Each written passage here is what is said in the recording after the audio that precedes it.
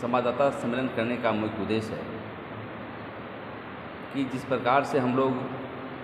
राज्य में शोषण और दमन देख रहे हैं कि 23 वर्षों में कभी भी आदिवासी जन मुद्दे, चाहे पेशा कानून हो, चाहे स्थानीय नियोजन नीति हो, चाहे ट्राइबल सब प्लान का ज़मीन स्तर पर लागू होने का सवाल हो, या समता जजमेंट हो, या धर्म कोड का मसला हो, सभी मसले धरा का धरा रह गया। और देख रहे हैं कि राज्य में जो राजनीतिक पार्टियां हैं वो सिर्फ और सिर्फ आदिवासियों का इस्तेमाल करती हैं। और इसी कड़ी में हम लोगों ने पिछले दिनों धूमकुड़िया में भी बैठक किया था और हम लोगों ने संगम बैंक्वेट हॉल में भी बैठक किया था, जिसमें से हम समझते हैं कि विभिन्न आदिवासी के अग्रणी ऑर्गेनाइजेशन शामिल हुए थे। और शामिल होने के बाद हम लोगों ने निर्णय लिया था कि राज्य को बचाने के लिए, आदिवासियत को बचाने के लिए और झारखंड को सर्वांगीण विकास करने के लिए हम लोग को राजनीतिक पार्टी ज्वाइन करना चाहिए। इसी कड़ी में हम लोगों ने भारत आदिवासी पार्टी के वरीय साथी, तो इसके संस्थापक सदस्य जो पार्टी को बनाए हैं और जिसमें माननीय सांसद बने हैं, माननीय विधायक लोग बने हैं, सभी से हम लोगों ने गया था और वहाँ पर बहुत सौहार्दपूर्ण तरीके से अपनी आदिवासी के हितों के लिए राजनीतिक तौर पर काम कर रही है।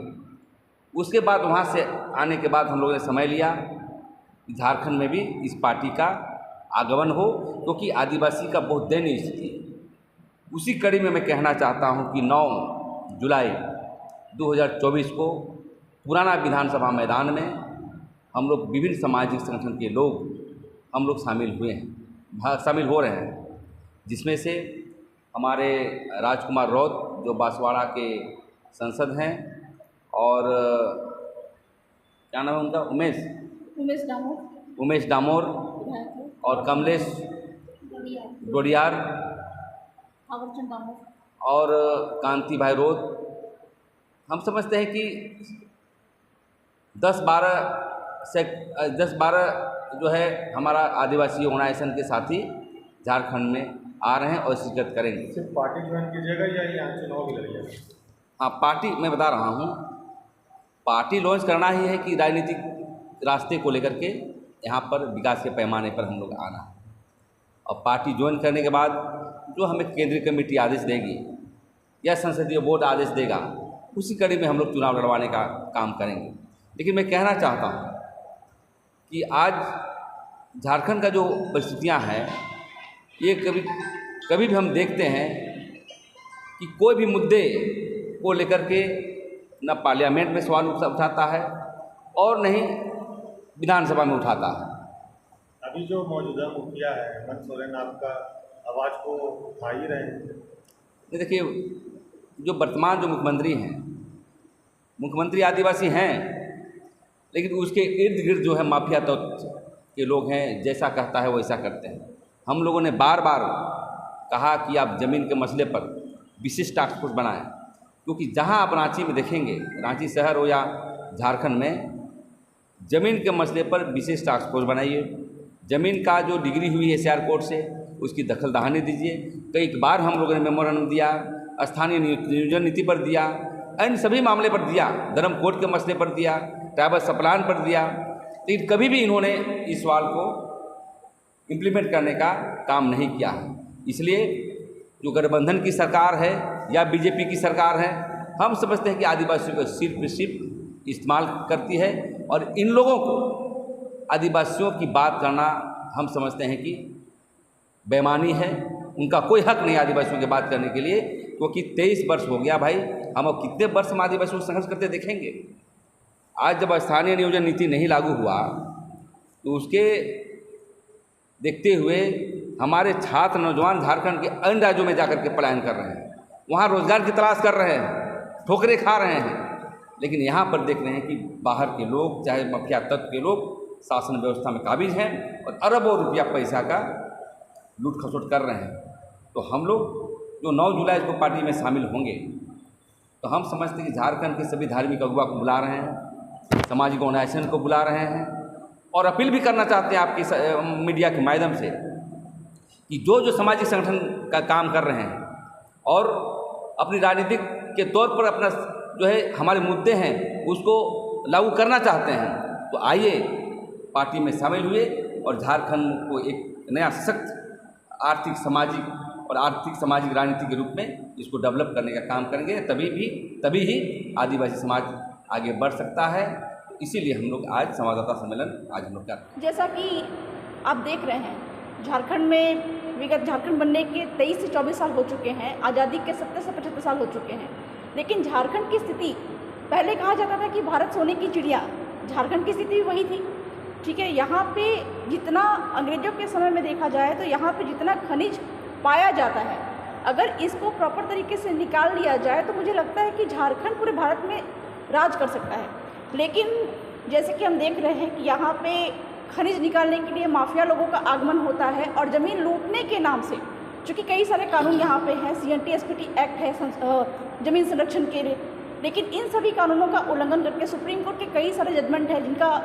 एग्जाम्पल दिया भी है, समता जजमेंट वगैरह है, तो ये सारे कानून का उल्लंघन करके, पार्शियल हिस्ट्री का उल्लंघन करके भूमि माफिया है यहाँ की ज़मीन लूट रहे हैं, जिसका सबसे बड़ा आप देखिएगा धनबाद हो गया, झारखंड के धनबाद हो गया, रांची हो गया, जैसे कई सारे जगह पे आदिवासी समाज की या फिर कहा जाए कानूनी तौर पे जो CNT-SPT एक्ट का उल्लंघन करके काफ़ी ज़मीनें लूटी जा रही हैं। ठीक है, इसी तर्ज पे झारखंड राज्य को अलग किया गया कि एक राजनीतिक विकल्प के रूप में हमको झारखंड को हम सुदृढ़ कर पाएंगे। लेकिन वर्तमान के समय में आप देखेंगे कि जिस स्थिति परिस्थिति को देखते हुए झारखंड को अलग किया गया था, वर्तमान में झारखंड फिर से उसी दौर पे चला आया है जहां अपने विकास की बात हम करने के लिए झारखंड को अलग किए थे। 24 साल हो चुके हैं, वर्तमान में वही परिस्थिति है। इसीलिए जितने भी यहाँ पे मुख्य धारा की पार्टियों से लेके वर्तमान के स्थानीय पार्टियों तक हम गए, लेकिन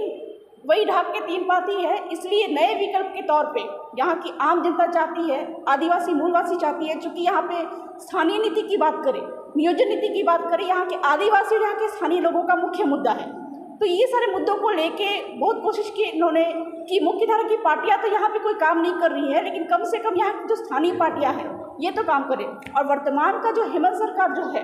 ये भी कहीं ना कहीं दबाव में, किसी दबिश में काम कर रहा है। जिस तरह की उम्मीदें हमारे लोग कर रहे हैं, नो डाउट सेंटिमेंट भी रखते हैं, लेकिन जिस स्वतंत्र रूप से काम की उम्मीद रखते हैं वो इनको दिखाई नहीं दे रहा है। इसलिए यहाँ की आम जनता, ना सिर्फ आदिवासी बल्कि यहाँ के मूल निवासी भी चाहते हैं कि यहाँ पे एक स्वतंत्र राजनीतिक विकल्प के तौर पे भारत आदिवासी पार्टी आए, और जिसका 9 जुलाई को आदिवासी महासमागम के तौर पे महासम्मेलन हो रहा है, जिसमें राजस्थान राज्य के जो कहा जाए कि